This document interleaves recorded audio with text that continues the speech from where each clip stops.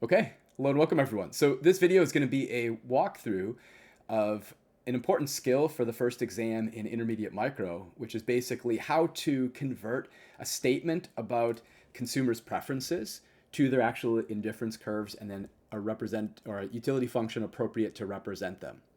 So we've got two here. We've got Bob and we've got Ann. Bob is always willing to trade Pepsi, we'll call that good Y, for Coke, we'll call that good X, at a ratio of 3 Pepsi for 1 Coke. We want to draw down Bob's indifference curves. Typically, we ask for about like 3 or so. And then we'll want to write down a utility function that's going to be appropriate to represent Bob's preferences. Remember, there's infinitely many utility functions because of the possibility of monotone transformations. But let's just write down the simplest one that'll capture what Bob's preferences here are. Same thing for Ann. Ann always wants to consume 2 cookies, X, with 1 coffee, Y. And so we want to write down Ann's utility function and then draw Ann's indifference curves. So there's a little bit of a trick to both of these, but kind of the thing you want to keep in mind, let me kind of stop for a second so you can pause the video and think about it on your own. Okay, good.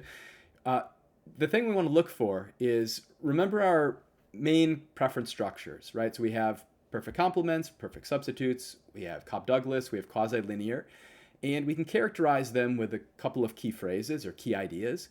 With perfect substitutes, the idea is you're always willing to trade off one for another at a constant rate, right? Because we have straight line downsloping indifference curves with a constant MRS, right? Such that the marginal rate of substitution is not going to matter the current composition of your bundle, right? So whether you have a large amount of one good or the other, you're still always willing to trade them off at the same rate. That's going to be constant straight line indifference curves or perfect subs preferences. And hopefully that's what you recognize here. Bob is always willing to trade Pepsi for Coke at this constant ratio. So this is telling us Bob has perfect substitutes preferences. And then for Ann, well, Ann always wants to consume exactly 2 cookies with exactly 1 coffee, right? And the idea here is Ann is consuming in fixed proportions, right? So if your consumption is always in the same fixed proportions, kind of specified by this exact requirement, then we've got perfect complements. And so that'll give us our nice right angle indifference curves. All right, so you could kind of take a second and sketch those out for yourself. I'll go over the solution real quick right here. Kind of move this window a little bit so this won't work perfectly, but I'll kind of still be able to have partial view of the question, at least as we're going over each of these. So, all right, so I knew, because it says Bob is always willing to trade at like a specified ratio, I knew Bob had perfect subs preferences. I was looking for a constant MRS. We get the slope actually right here from the 3 Pepsi for 1 Coke. So I just went to my graph. I put my tick marks down, 3 here in the X direction, 6 here in the Y direction, so that I could draw, a couple indifference curves that are going to have a slope. Think of like rise over run, right? The 3 Pepsi for 1 Coke is fall, right? And then over is the run, right? So think of the slope. We're going down 3 over 1 and staying on that same indifference curve. All right, so I did that, and then I drew a couple others that are parallel. Of course, there's infinitely many. Indifference curves are perfectly dense, right? But we only need about 3, so we can, well, you want more than 1, because if you have 1, then professor might think that you're mistaking a budget constraint for an indifference curve. And so you want to draw a collection. Usually about 3 is good. Okay, so I've got these right here, and this is capturing Bob's margin rate of substitution with its slope. So that's the marginal rate of substitution is going to be 3. The slope of these things is minus 3.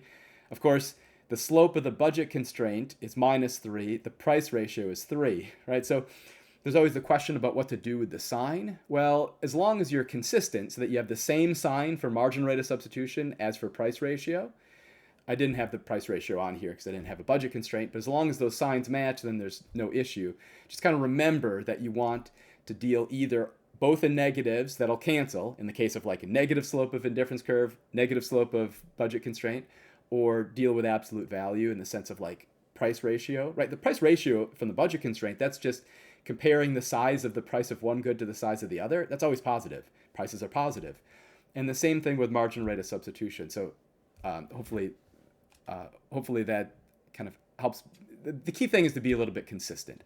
And so here, since I wrote the slope of the indifference curves here, the slope is minus 3. I would compare that to the slope of the budget constraint, which would be whatever, minus something. More practically, just kind of don't get caught up on the negative sign.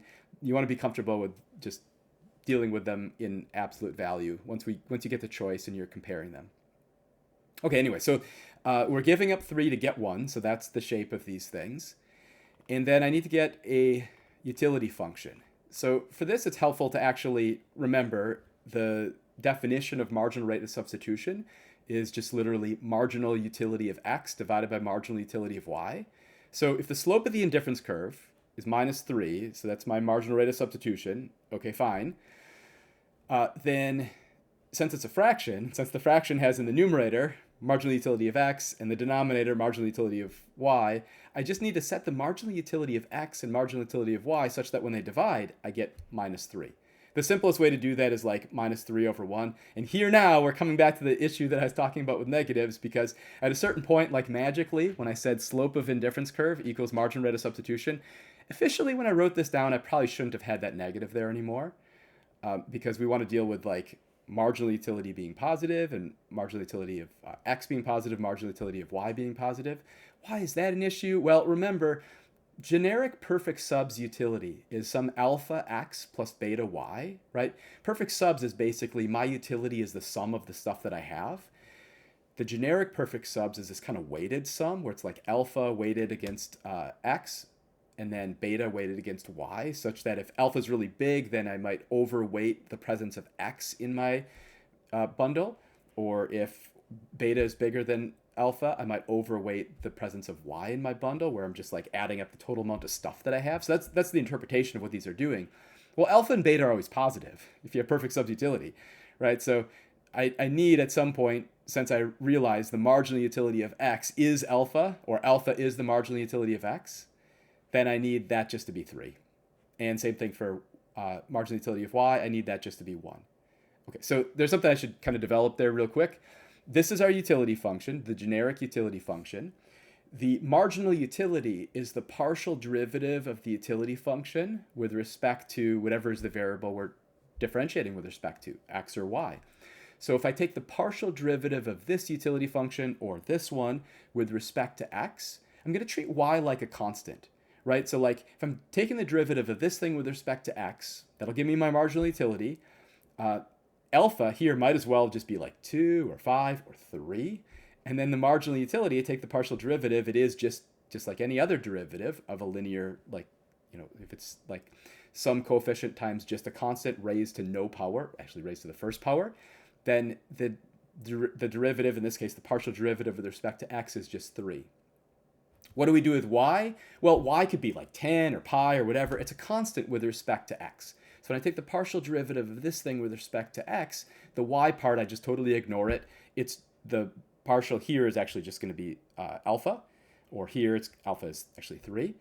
If I take the partial derivative of this thing with respect to y, I'm going to totally ignore the x part. It could be 1,000, or it could be pi, or some other constant. It's just like some numerical constant, or some constant when I differentiate with respect to y. Just as though you're, who cares what this is if you just have like a regular single variable function and I told you to take the derivative with respect to y, you tell me it's beta, right?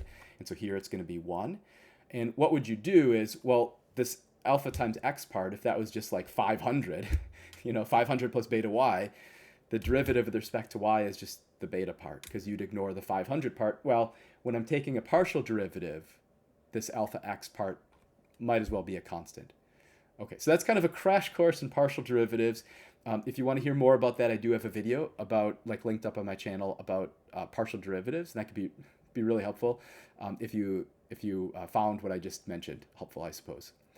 Okay, so here's our utility function. Now there's infinitely many such possible utility functions that represent these preferences. I could double both of these, I could triple both of these, right? I could put this in parentheses and then raise it to some power. The whole point is just like we need to preserve that the MRS has the slope of, the MRS is 3, the indifference curves have the slope of -3. Okay, what about Anne? Anne is interesting. Anne always wants to consume exactly 2 cookies, that's good X, with 1 coffee, that's good Y. And so we know that Anne's going to have, because of what I mentioned, we're consuming these fixed proportions. Anne is always going to have, or Anne has, perfect complements preferences. Complements generically, the utility is coming from whichever is the smaller, that's what this minimum means, of alpha times x and beta times y. right? So like if one of these is 0, your utility is always 0. That's like, you could think of good X and good Y as being like left shoes and right shoes, and your utility comes from having a complete pair. And if you have no left shoe and only one right shoe, for most people, that's not going to be good, right? Your utility is going to be 0. How do I make you better off? No, I can't give you more of the left shoe. I have to give you a right shoe so you can make a complete pair.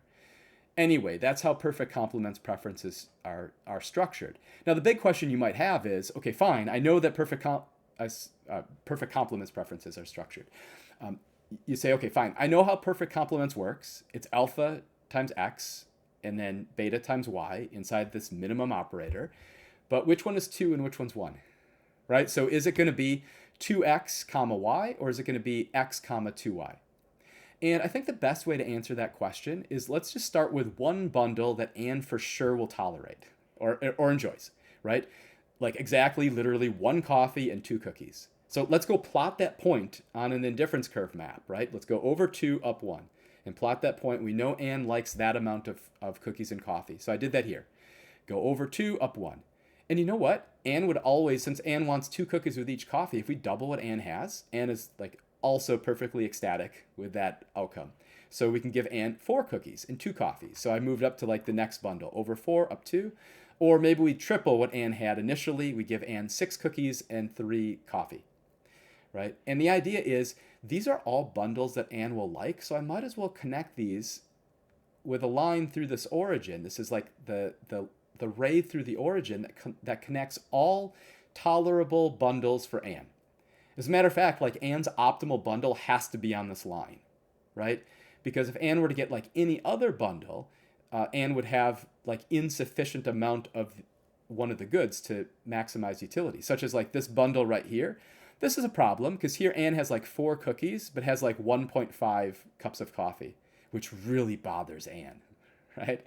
So Anne needs more coffee to have a complete collection of 1 coffee, 2 cookies, 1 coffee, 2 cookies, right? Anne wants this kind of symmetry, right?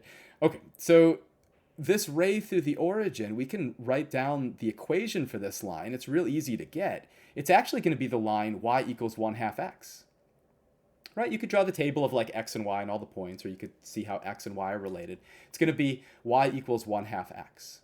And so if I just multiply through by 2 just to get this kind of, so there's no fractions, I'll have 2y equals x. And actually, I can replace this equals with a comma and drop that into my utility function, and I know that this is going to be the correct utility function.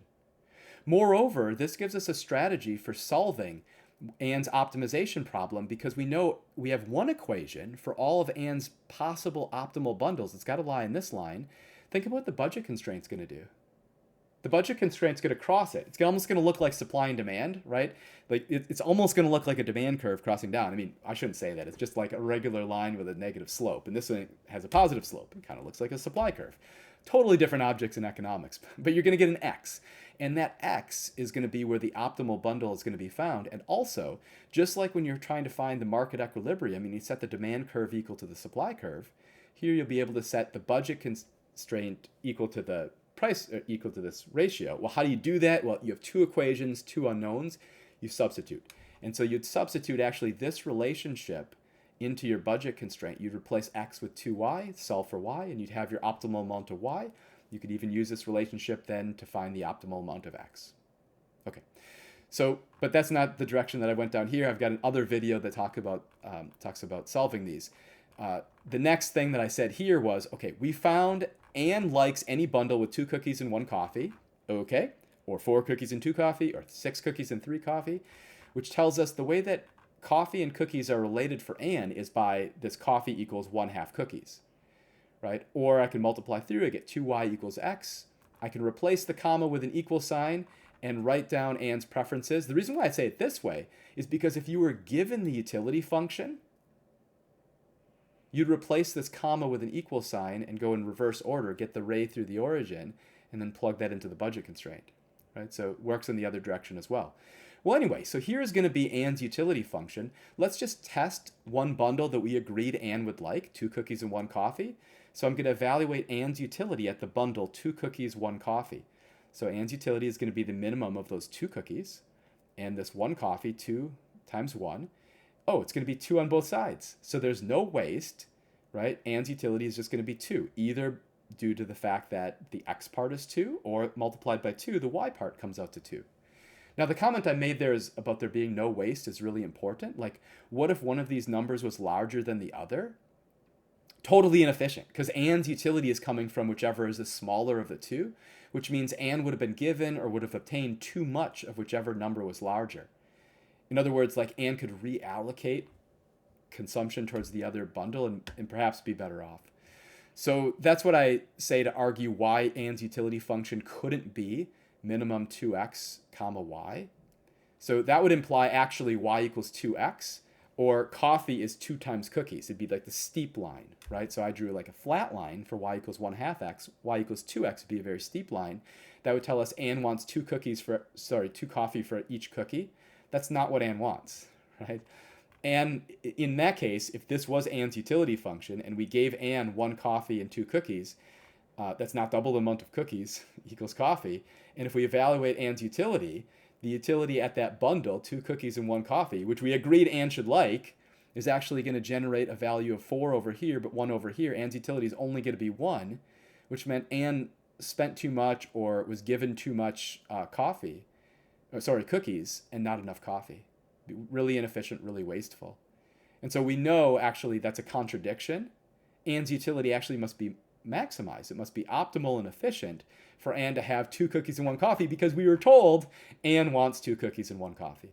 So we know Ann's utility, the utility function that matches Ann's preferences was generated in the way that I described, and it's going to be minimum of x comma 2y, not minimum 2x comma y. Okay, anyway, I hope that helped. Hope you enjoyed the video. Share it with somebody who needs to see it, and good luck on your exams.